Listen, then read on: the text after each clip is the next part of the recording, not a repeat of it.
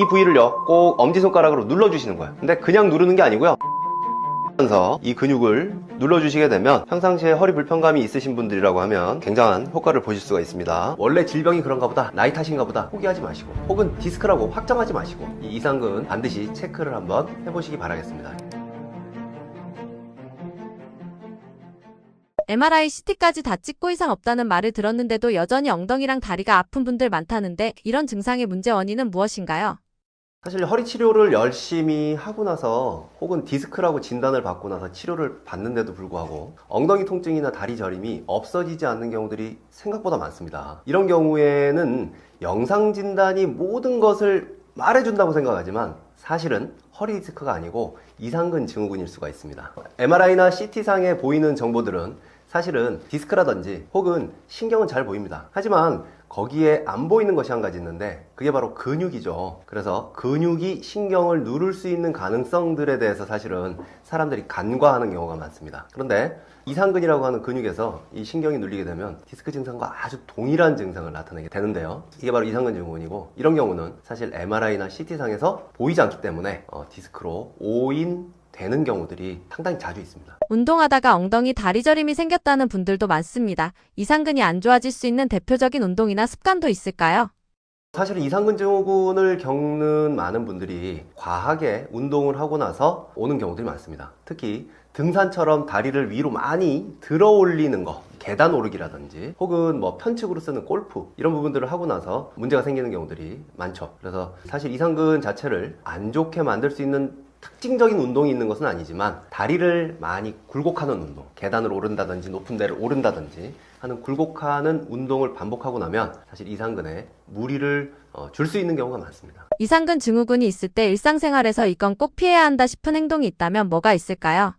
가장 대표적으로 피해야 될 동작은 다리 꼭입니다. 이상근은 골반에 들러붙어 있는 근육이기 때문에 골반이 틀어지게 되면 이상근도 틀어지면서 수축이 될 수 있거든요. 그래서 다리를 꼰다든지 혹은 한쪽으로 턱을 괜다든지, 앉을 때 기울여 앉는다든지, 혹은 아까 말씀드렸듯이 운동을 할 때 너무 무리하게 한쪽 다리를 높이 올리는 운동을 한다든지, 이런 동작을 하시게 되면 이상근이 단축이 될 확률이 높죠. 집에서 허리보다 엉덩이 문제일 수 있겠다라고 확인해 볼 수 있는 간단한 방법과 예방 운동은 무엇인가요? 네, 간단하게 확인해 볼 수 있는 방법은 사자 다리 만들기입니다.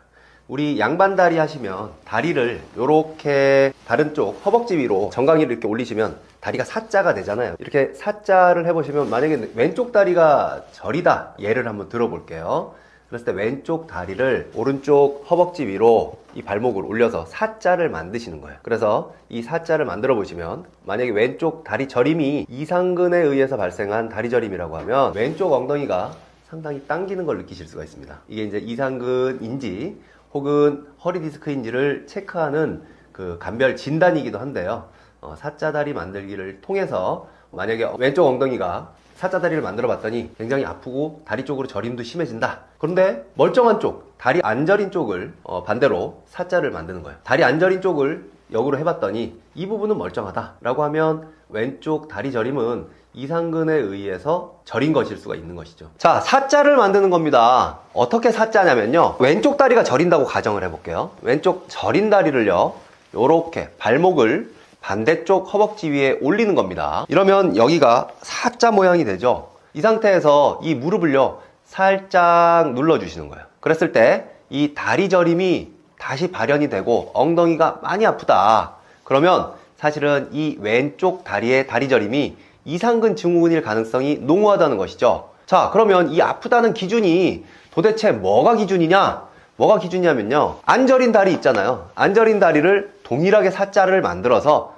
눌러봤을 때 이쪽 엉덩이는 이 저린 다리만큼 안 아파 라고 한다면 이게 바로 기준이 된다는 것이죠. 그래서 양쪽이 똑같이 아프다면, 안 아픈 다리도 아픈 다리도 똑같이 사자에서 아프다면 그것은 이상근 증후군일 가능성이 높지 않습니다. 하지만 이 멀쩡한 다리는 이렇게 했더니 엉덩이가 별로 안 아픈데 이 다리가 저린 쪽은 이렇게 했더니 엉덩이가 많이 아프다, 이상근 증후군일 가능성이 상당히 농후합니다. 그래서 이게 진단법이기도 하고요, 사실은 이 운동 자체가 이상근을 치료하는 치료 스트레칭이기도 합니다. 그래서 이렇게 엉덩이에 통증이 생기신다면 이상근 증후군일 가능성이 높기 때문에 이 상태에서 이 다리를요 꽉 누르면서 허리를요, 허리가 아니고 사실은 고관절이거든요. 고관절을 앞쪽으로 쭉 당겨 주시는 거예요. 허리는 둥글게 마는 게 아니고요, 허리를 이렇게 젖힌 상태에서 쭉 당겨 주시는 겁니다. 그래서 숨을 천천히 들이마시고 쭉 누르면서 이 힙힌지 고관절을 굽히면서 하나, 둘, 셋, 넷, 다섯 정도까지가 한 세트고요. 이렇게 10세트 정도를 해주시게 됩니다. 옆에서 보면 허리를 둥글게 굽히는 게 아니고요, 허리를 편 상태로 엉덩이를 내밀듯이 힙힌지를 접는 거예요. 고관절을 이렇게 접어주시는 겁니다. 하나, 둘, 셋, 넷, 다섯입니다. 이런 통증을 방치하면 어떤 질병으로 발전하게 될까요? 네, 이상근 증후군의 초기 시작은 사실은 약간의 다리 저림입니다. 그래서 다리가 좀 뭔가 당기고 불편한 것 같은데 이거 좀 시간이 지났더니 엉덩이까지 아파. 그리고 좀 더 시간이 지났더니 발목에 힘이 없네. 그리고 조금 더 시간이 지났더니 밤에 잠을 못 잘 정도로 아파. 이런 식으로 점차 증상이 진행이 되게 됩니다. 그래서 나중에는 사실은 일상생활에서 통증 정도가 아니고 어떻게 보면은 뭐 거동에 문제를 가져올 수 있기 때문에 사실은 방치하게 되면 모든 질병이 커지지만 이렇게 신경이 눌리는 병들은 방치하게 되면 후유증이 큽니다. 꼭 수술이나 병원 치료를 받아야 하나요? 네, 이상근 증후군의 가장 우려가 되는 점은 바로 증상이 허리 디스크와 너무 동일하다는 것일 것 같아요. 그래서 보통 허리 디스크로만 진단을 받으시고 디스크 치료만 받고 오시는 경우들이 많거든요. 사실 이런 경우에 허리에 문제가 있는 것이 아니기 때문에 증상이 호전이 없을 수 있습니다. 그리고 때에 따라서는 뭐 이상근 자체를 수술을 해서 절제를 해낸다든지 이런 방법들을 쓰기도 하는데, 이 근육이라고 하는 것이 그 증상이 발현되기 전에는 이 신경 잘 안 누르고 원래 잘 지나던 부분이거든요. 근데 이제 근육이 긴장이 되면서 신경을 누른 거기 때문에 이 자체가 완전히 이 근육을 제거해야 된다든지 하는 심각한 문제는 아니라는 것이죠. 왜냐하면 그 이전에도 근육과 신경이 잘 있었고 얘들이 제 갈 길 가면서 잘 살았기 때문에 이 부분이 눌렸을 때 근육의 긴장도만 떨어뜨려 주면 원래 상태대로, 근육은 근육대로, 신경은 신경대로 증상 없이 잘 사실 수가 있습니다. 그래서 이거를 굳이 신경 절제술, 이상근을 제거한다든지 하는 심각한 수술을 받을 필요는 없습니다. 그리고 아까 말씀드렸듯이 이제 더 큰 문제는 이거를 이상근 증후군으로 진단을 못 받고 허리 디스크로 오인해서 자꾸 허리 쪽만 치료해서 증상을 좀 심화시키는 것이 가장 중요하기 때문에 수술이나 이런 부분들도 중요하지만 사실은 정확하게 진단을 해서 치료하는 것이 중요하고, 사실 이상근 증후군 같은 경우는 치료가 아주 잘 되는 질병이거든요. 그래서 정확하게 감별 진단하는 것이 중요하다고 말씀을 드릴 수가 있겠습니다. 집에서 쉽게 할 수 있는 스트레칭 방법 있을까요? 자, 허리에서 가장 많이 고장이 나는 근육이 바로 장늑근이라고 하는 근육입니다. 우리가 왜 양말 신으려고 그러면 허리가 아파가지고 양말도 못 신는 경우들 많으시죠. 허리 근육 고장의 대다수가 이 장늑근이라고 하는 기립근에서 고장이 나는데요. 그래서 여기를 충분하게 마사지 해주는 것이 굉장히 중요합니다. 어떻게 찾으실 거냐면요, 이 엄지손가락으로요, 골반 단단한 뼈가 있잖아요. 뼈를 타고 쭉 밀고 가다 보면요, 손이 걸려서 더 이상 안 갑니다. 왜냐하면 여기 통통한 근육이 척추뼈 사이를 기준으로 해서 양쪽에 다 이렇게 통통한 근육이 있거든요.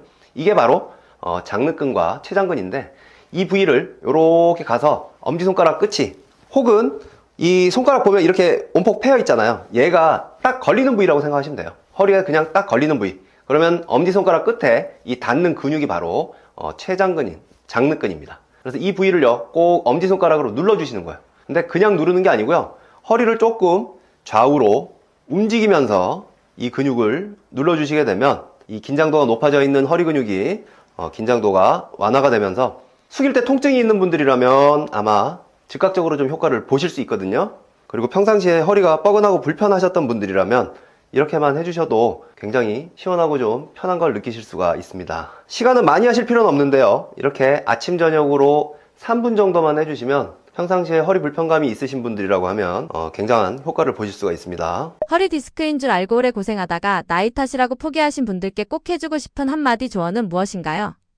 이상근 증후군은 허리 디스크와 가장 많이 오인이 되는 질병입니다. 그냥 증상만으로는 사실 구분이 어렵고요. 그래서 허리 디스크 치료를 열심히 받았거나 혹은 수술을 했음에도 불구하고 증상이 계속 남아있는 분들은 내가 그냥 나이가 들어서 그런가? 혹은 뭐 그냥 디스크라고 하는 질병이 원래 이렇게 치료를 하고 수술을 해도 아픈 건가? 하고 포기하시고 계시다면 사실은 이 이상근 증후군에 대해서 반드시 한번 체크를 해보시기 바랍니다. 그리고 실제 이제 제가 치료하는 사례들을 보면 대부분이 이상근 증후군을 처음 알아차리고 오시는 분들은 드물고요. 허리 치료나 척추 협착 혹은 디스크로 치료를 오래 받으시다가 호전이 없어서 오시는 분들이 대부분이기 때문에 그냥 원래 질병이 그런가 보다, 나이 탓인가 보다 포기하지 마시고, 진단이 MRI나 CT상에도 별다른 게 드러나지 않았다고 포기하지 마시고, 혹은 디스크라고 확정하지 마시고, 이 이상근 반드시 체크를 한번 해보시기 바라겠습니다. 치료가 아주 잘 되는 질병입니다. 어깨 통증의 원인이 꼭 어깨만의 문제는 아니라고 하시던데요. 가장 흔한 원인을 하나만 꼽자면 뭐라고 보시나요? 어깨 통증의 가장 큰 원인은요, 라운드 숄더입니다. 제가 팔을 이렇게 올리면요, 바로 올라가거든요. 그런데 이 상태, 똑같은 상태지만 제가 목을 앞으로 빼서 숄더를 라운드 시키면 뭐도 안 올라가요. 왜냐면 목이 앞으로 빠지면서 숄더가 라운드 되게 되면 원래 위치에서 어깨 위치가 벗어나게 되고요. 이러면서 이 어깨 사이에, 이 관절 사이의 간격이 좁아져서 얘가 올라갈 때 찝히게 되는 현상이 생깁니다.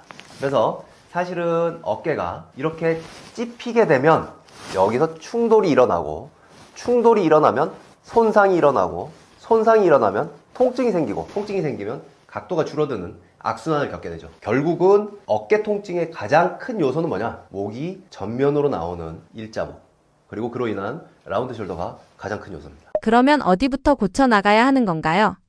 네, 어깨에 문제가 생겼을 때 가장 중요한 포인트는 뭐냐? 야간에 통증이 있느냐 없느냐가 관건입니다. 그래서 야간에 통증이 있다면 사실은 어깨 주변에 찝혀 있는 신경, 이 신경들을 근육이 찝는 거기 때문에 해당 근육을 잘 치료해서 야간 통을 없애주는 게 우선이고요. 그리고 근본적으로 문제가 되는 목 부위, 이런 부위들을 잘 치료를 해서 이 어깨가 라운드 숄더 된 부분이 궁극적으로 풀려야 근본적인 치료가 된다고 할 수 있습니다. 라운드 숄더부터 고쳐야 한다고 하셨는데 어떻게 고치나요?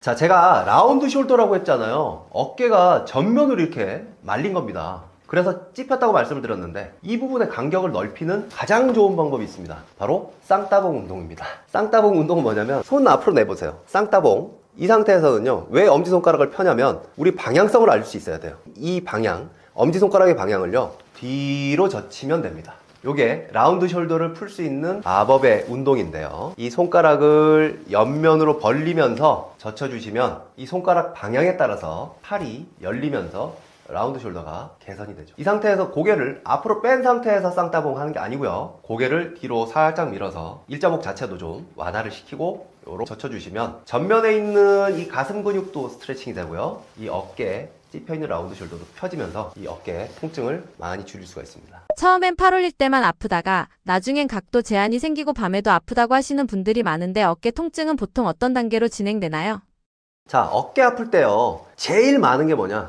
어깨 앞에 아픈 거예요. 그래서 창문 닫을 때 보면 어깨 앞에 아프죠. 사실 어깨 앞에만 아플 때는요, 팔이 웬만해서 제한 없이 잘 움직입니다. 그런데 이게 오래 지속이 되면 옆에도 아프고 뒤도 아프게 되거든요. 그러면서 팔의 각도가 제한이 되고, 팔 각도가 제한이 되고 나면요, 어깨 주변의 근육들이 긴장도가 높아지기 때문에 이 야간통도 일으켜요. 그래서 어깨의 통증은 맨 처음에 뒤에서 물건을 꺼낸다든지 창문을 닫을 때 어깨 앞에가 아프다, 이미 시작된 겁니다. 그러면서 점차 옆에도 아프고 뒤도 아프다, 그러면 팔 한번 올려보세요. 다 안 올라가는 경우가 많습니다. 그리고 이 상태에서는 조금 더 지나면, 밤에 자다가 이쪽으로 돌아 누워서 눌리게 되면 깨기 시작해요. 그리고 조금 더 지나게 되면 낮에도 아파서 자꾸 손으로 주무르게 되거든요. 이런 형태로 점차 통증의 위치가 변해가고, 통증의 강도가 강해지고, 통증의 지속되는 시간대가 밤에서 낮으로 확산이 되게 됩니다. 어깨가 아프면 주변 근육이 바싹 굳는다는 느낌인데 이유가 뭔가요?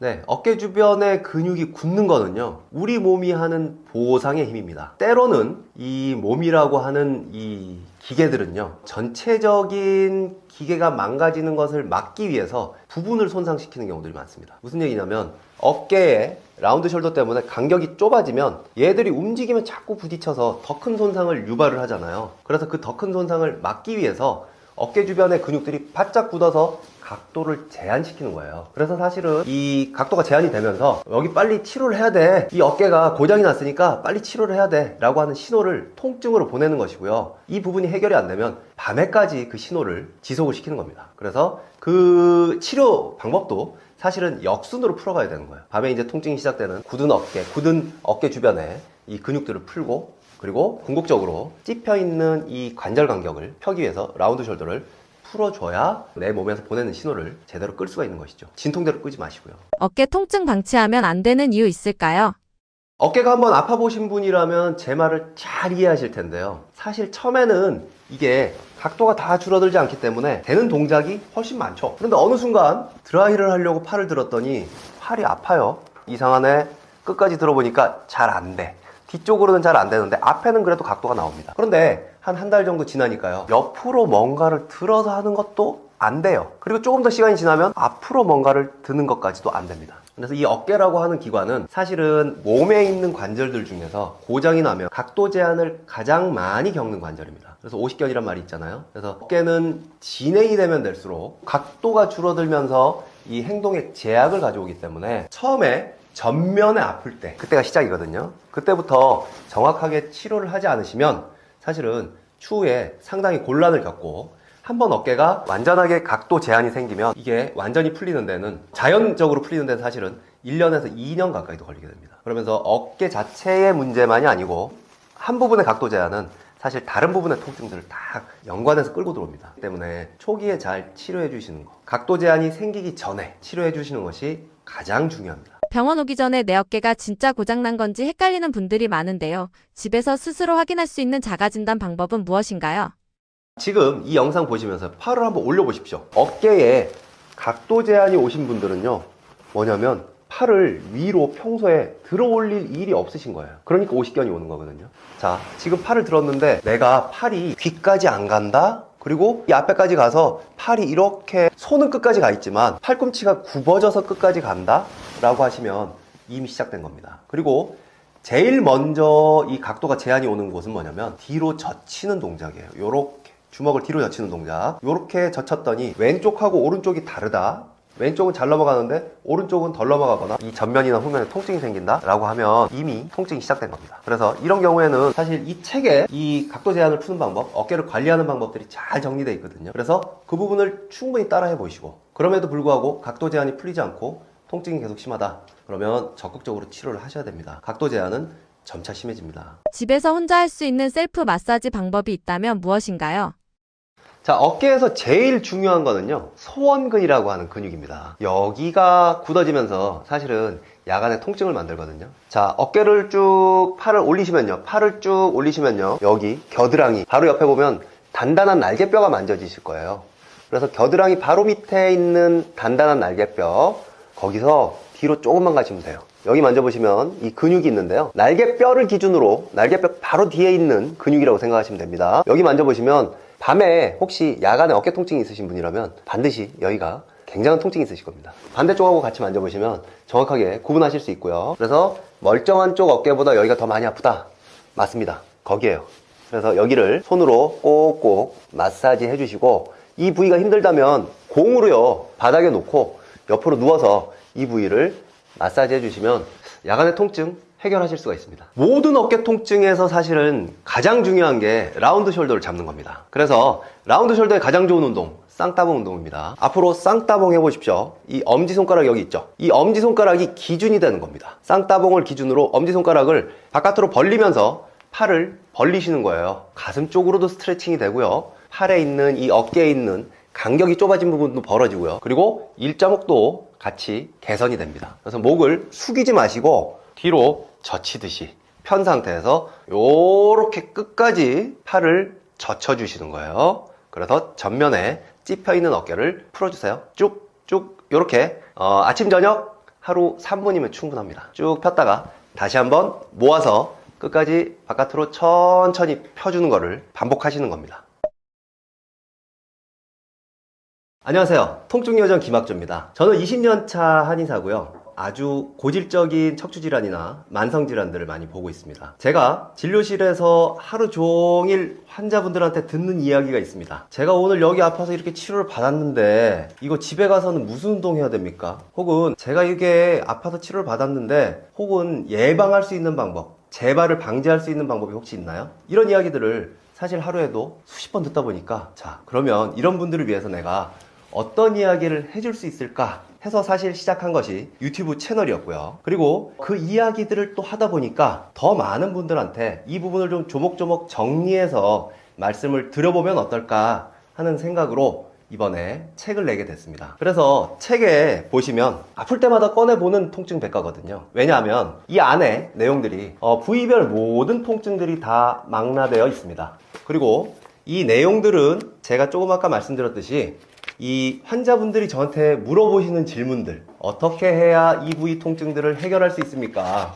그리고 어떻게 해야 이 부위 통증들 치료 이후에 재발하지 않게 할 수 있습니까? 혹은 비 올 때 유독 더 아픈 건 왜 그런 거예요? 혹은 이 질병 꼭 수술해야 됩니까? 이런 기준점들, 사실 통증에 대해서 많은 질문들이 있으시잖아요. 그래서 그 모든 제 진료실에서 들었던 모든 질문들이 다 이 안에 담겨 있다고 보시면 됩니다. 그리고 이 각 부위별 통증들에 대한 스트레칭을 그냥 글로만은 잘 알 수가 없기 때문에 제가 이 안에 다 그림을 삽입해서 다 해부학적 그림이라든지 혹은 스트레칭하는 방법들을 그림으로 삽입해서 넣었습니다. 하지만 이것으로도 부족할 수 있기 때문에 여기 보시면 QR코드를 통해서 직접적으로 이 부위들을 스트레칭하는 부분들을 영상으로 만나보실 수 있게끔, 그래서 정말 실용적으로 아플 때마다 꺼내서 보실 수 있게끔 한 실용 서적입니다. 그래서 제가 채널을 시작했을 때처럼 이 책을 낼 때도 이런 책들이 통증으로 고통받는 많은 분들한테 실질적으로 도움이 됐으면 좋겠다 하는 생각을 합니다. 저는 사실 제 자신을 정의를 할 때 통증으로 잃어버린 소중한 일상을 되찾아주는 사람이라고 스스로를 정의합니다. 왜냐면 심각하게 통증을 겪어보신 분들은 다들 아실 거예요. 이 심한 통증으로 인해서 직업을 잃게 되거나 가족과의 관계가 틀어지거나 혹은 우울감을 겪으면서 심리적으로 여러 가지 문제들을 겪게 되시죠. 사실 이 일상이 평범하지만 소중하다는 것은 내가 아파봐야 느낄 수 있는 겁니다. 그래서 그 부분들을 되찾아주는 사람으로서 이 부분들을 어떻게 하면 조금 더 빠르게 치료하고 재발하지 않게 할 수 있을까 하는 고민 속에 이런 책을 내게 되었습니다. 그래서 어딘가 아프신 분들이라면, 그리고 이 통증들을 어떻게 해결해야 될지 기준점이 궁금하신 분들이라면 이 통증 백과를 통해서 답을 찾으실 수 있을 것 같습니다. 감사합니다. 통증요정 김학조였습니다.